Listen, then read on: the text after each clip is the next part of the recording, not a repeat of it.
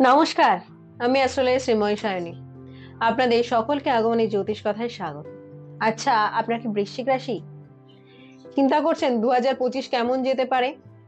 আপনার কর্মজীবনে যেখানে হায়ার পোস্টের জন্য আপনি চেষ্টা করছিলেন, আপনি কি ততটা পজিশন পাবেন? আপনার আর্থিক উন্নতি কি আসবে? বা আপনার সন্তানের হয়তো বৃশ্চিক রাশি, তার পড়াশোনা জীবন কেমন যাবে? সে কি ভালো রেজাল্ট করবে নাকি আপনার টেনশন বাড়াবে? তার কেরিয়ার কেমন যাবে সেটা নিয়ে টেনশন হচ্ছে?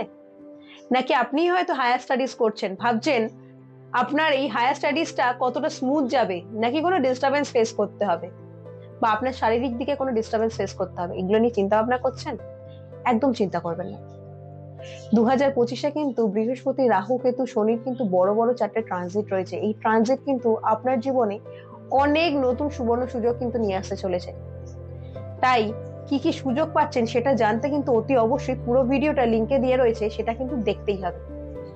লিংকে ক্লিক করুন এবং জানুন আপনার বৃশ্চিক রাশি হলে আপনার জীবনে কি কি নতুন সুযোগ আসতে চলেছে।